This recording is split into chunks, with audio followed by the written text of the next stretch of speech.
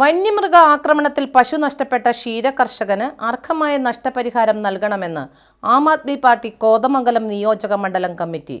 കുട്ടമ്പുഴ പഞ്ചായത്തിലെ വടാട്ടുപാറയിൽ ബഷീർ എന്ന ക്ഷീരകർഷകന്റെ പശുവിനെ കഴിഞ്ഞ ദിവസം പുലി ആക്രമിച്ചു കൊലപ്പെടുത്തിയ നിലയിൽ കണ്ടെത്തിയിരുന്നു.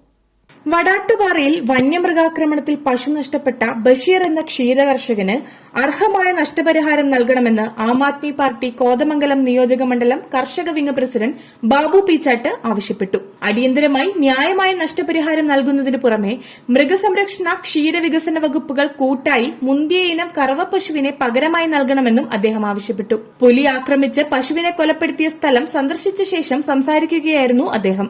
ബഷീർ എന്ന ഒരു ക്ഷീരകർഷകന്റെ പുരയിടത്തിൽ കയറി അദ്ദേഹത്തിന്റെ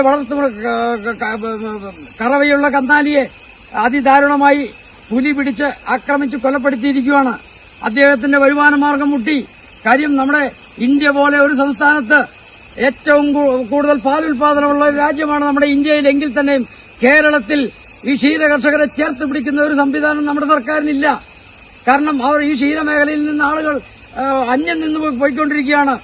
ചെറുപ്പക്കാരെല്ലാം ഇത്തരം പ്രസ്ഥാനങ്ങളിൽ നിന്ന് വിട്ടുപോകുമ്പോഴാണ് ഈ പ്രായമായ ഇത്തരം ആളുകൾ ഇതിനകത്ത് ഈ ക്ഷീരമേഖലയിലുള്ളത്. അവരെ സഹായിക്കുവാനുള്ള ഒരു സംവിധാനം ഇന്ന് നമ്മുടെ സംസ്ഥാന സർക്കാരിനില്ല. അപ്പോൾ ഇങ്ങനെയുള്ള വന്യജീവി ആക്രമണത്തിൽ നഷ്ടപ്പെട്ട ഒരു സംഭവത്തിൽ അടിയന്തരമായി സർക്കാർ ഇടപെട്ട് ഈ വനം വകുപ്പും അതുപോലെ തന്നെ മൃഗസംരക്ഷണ വകുപ്പും ക്ഷീര വകുപ്പും കൂടെ കൂട്ടായി ആലോചിച്ച് ഈ ക്ഷീരകർഷകന് അർഹമായ നഷ്ടപരിഹാരം കൊടുക്കണമെന്നാണ് ആം ആദ്മി പാർട്ടിയുടെ കർഷക നേതാവായ ശ്രീ ബാബു പീച്ചാട്ട് ഇവിടെ അല്പസമയം മുൻപ് പറഞ്ഞത്. അതുകൊണ്ട് ഈ സംഭവത്തിൽ അടിയന്തരമായ ഒരു നഷ്ടപരിഹാരം കൊടുത്തില്ല എങ്കിൽ വരും ദിവസങ്ങളിൽ വൻ പ്രക്ഷോഭ നടപടികളുമായിട്ട് ആം ആദ്മി പാർട്ടി മുൻപോട്ട് പോകുമെന്ന് ഈ കാര്യത്തിൽ ഞങ്ങൾ മേയാൻ വിട്ട പശുവിനെ കാണാതായതിനെ തുടർന്ന് നടത്തിയ അന്വേഷണത്തിൽ പശുവിനെ ചത്ത നിലയിൽ കണ്ടെത്തുകയായിരുന്നു. ഈ മേഖലയിൽ ഇലക്ട്രിക് ഫെൻസിംഗ് സംവിധാനമുണ്ടെങ്കിലും കൃത്യമായി പ്രവർത്തിക്കുന്നില്ലെന്ന് നാട്ടുകാർ ആരോപിക്കുന്നു.